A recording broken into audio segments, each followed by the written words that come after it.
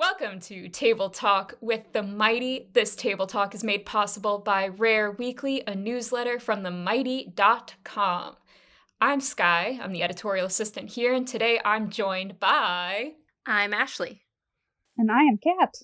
And today we're talking about isolation, loneliness, and FOMO, especially during the holidays. Kick things off, we all know what it's like to live with illness. Couple of us here also live with rare disease, and it can be an isolating experience. Mental, physical illness, any kind of.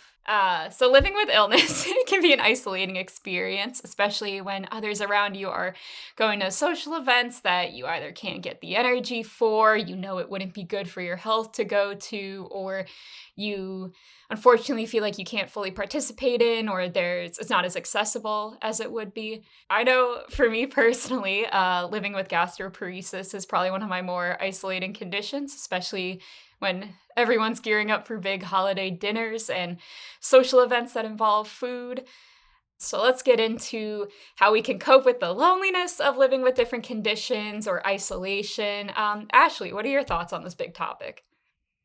Yeah, I think it's really tricky because this is the time of year that we see people who can trigger different responses in us for several reasons. So, if in your case, there might be some food things that people have opinions about, or there just might be conversation that people have opinions about, which later in the day you have to reflect on that by yourself and acknowledge that this is happening. So I feel like there's just so many potential impacts of both being with those people, but also the absence of not going with those people as well. That's a choice you have to make of which side of the coin do I want to deal with if I know that that's going to be the case. And I think that part of it is that the people that you're seeing, if you get to see them in the first place, are people that you don't see regularly. And so I think that's really hard when they don't see what your day to day looks like, or if you're absent from, say, a gathering, which I think to me is the core of loneliness, especially around the holidays, is when you can't participate. It's like this understanding or misunderstanding from other people that's like, you couldn't just pull it together, Nancy? Why can't you just come? And it's like, well, this is actually what I'm like all the time. But thank you so much, Nancy. I don't have an Aunt Nancy. If your name is Nancy, you are an incredible human being. Sorry, all the Nancys out there. Was the name I picked. I'm curious for you both, what's harder for you? This is not a trick question, but do you feel more lonely in a room where people don't understand you, or more lonely missing out? I think I would say that in the moment, I think I would have a different answer than the aftermath upon reflecting about it. I think when I'm in the room with everyone, it feels good to be in that space with people. I get that innate, it's nice to have this connection. But a big thing with me, and the reason that it doesn't jive for me kind of after the fact, is that a lot of people who I spend traditions with aren't the tradition that I personally am interested in doing. And because of that, there is this inherent sense of I'm doing this to fit in versus I'm doing this because it's something that we all value. And so when I reflect upon that later, it feels very lonely in that, knowing that the people around me don't have those exact same kind of values and thoughts that I do, and that's really hard to marry those kind of two pieces. No, and you bring up such a good point about how it's definitely possible to be in a room full of people and feel incredibly lonely and feel that isolation, just that separation. I think my gut response to your question, Kat, is I would definitely rather be lonely in a room full of people who don't understand what's going on than miss out. And I think that's just because I am at that point in my life where it feels like everybody and their mother's getting engaged or doing all these big events. And I'm here can't wait to go see my physical therapist twice a week. That's my hot date. And right now I'm definitely at a point where I have such horrible FOMO and I want to go to holiday parties and be engaged and everything, but it's just not feasible right now. And that's been really challenging. But I have also felt that isolation or that loneliness in a giant room full of people as well.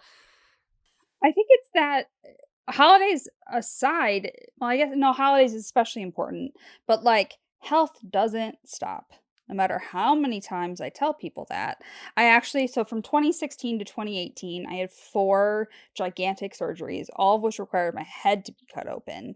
So you can imagine that the recovery from that was really intense. And they all happened within the week before Christmas, which meant that, like, I missed all of my family gatherings. I missed seeing all my friends that were in town, let alone if I would already feel up to that anyways. And so I think the holidays add an extra level of othering that I think that that's part of when I was writing down, like, a couple of notes before we recorded this, it's like, why do we feel lonely? And we feel lonely because we feel different. And that's kind of what health does to you. It makes you feel different, and that sucks. That is such a good point you just brought up. Like, I've done, in my previous relationship, I've done the, like, Thanksgiving Eve with my ex's, like, hometown friends and everything, and felt like, "Oh, well, why am I tired before everybody else? I can't keep up with everybody else." That difference, like, even when I'm part of, yeah, the celebration, everything, I just feel you're absolutely right, just so different, and yeah, it sucks. I think there's this layer too of like during this time of year, a lot of people live with like seasonal affective disorder and are just stressed out by the holidays in general. And so I feel like those kind of layer on top too. So you're like you're already kind of feeling the stress of like your everyday with your illness and your condition, but now you're feeling the like, it's dark and cold and I'm sad because of it. And then you're feeling the like pressure of the way holiday traditions are quote unquote supposed to be celebrated by your group or family who you're with. And so it's just like this compounding of like a couple of different layers that all culminate in one spot at one time. And it's like, it's no wonder that we're having this conversation because we can all feel those in like similar but different ways. So And what do we do?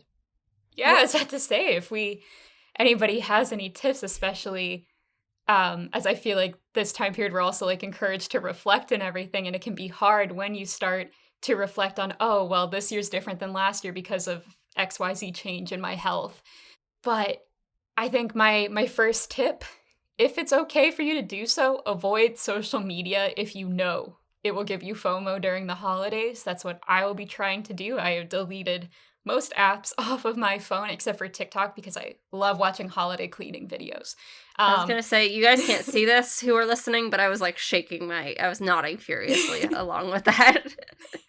Social media is rough. It enhances all of those feelings when they are already kind of stuck in and you've internalized yourself, and then you see other people, seemingly having the best time or not dealing with some of those barriers, and you're like, well, like, what am I doing wrong? And it's like that's not it. That's not it at all. It's just the way everything is perceived and like set up for you to look at. Well, I'm going to give everyone the harsh truth. And this is something that I've adopted in the past 5 years is I ask myself the question, would the other person push themselves for me? Would they put themselves through extreme physical pain, emotional pain to be a part of something? 50% of the time my answer is no. And if my answer is no to that question, then I don't do it because that is unfair. And I think that people who live with health conditions, we do that to ourselves. We feel like we have to make up for all the things that we're lacking. And guess what? They're not going to do it. So why do we? I don't know if our audience could hear that thud that just happened. It was my jaw hitting the floor because Kat just blew my That is wow. That's so insightful and something I will be thinking about with every decision I make now because that just whew. Sorry, Ashley, you were saying. No, no, no. No, it's very hard to follow that, honestly. But I was just gonna kind of add my own tip, which is just like make your own traditions because you kind of have to.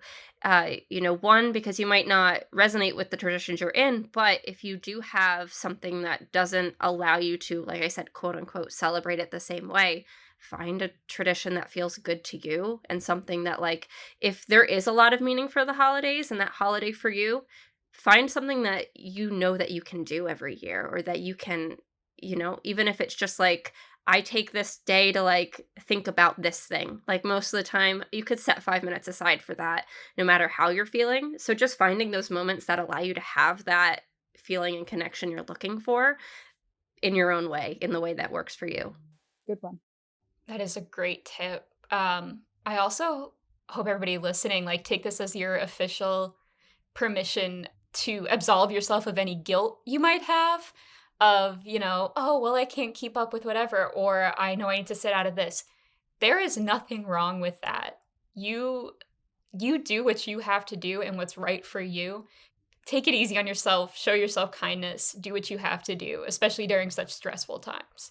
And like, if you go, I'm feeling okay, and you do that thing, and then in the middle of it, you're like, I have made a mistake. There is absolutely nothing wrong with you going, all right, this was fun, but I'm out of here. Or like, whatever you need to do, or go like, you guys can keep doing this. I'm going to go in the other room and take a nap. Yes. There's like absolutely no, like, I know that guilt is going to feel there. It's going to like, you're going to feel that, but you're taking care of yourself. And at the end of the day, the holidays are just another day, and you can't stop taking care of yourself because people have put such a high pedestal for one day. Well, thank you both so much for joining me for this conversation today. I definitely learned a lot. Thank you for your tips. And friends, if you want more conversations like this, please subscribe to Rare Weekly by going to bit.ly/rareinbox. That is bit.ly/RAREINBOX. And we'll see you in your inbox. Happy holidays. Bye, everyone. Happy holidays. Bye. Bye.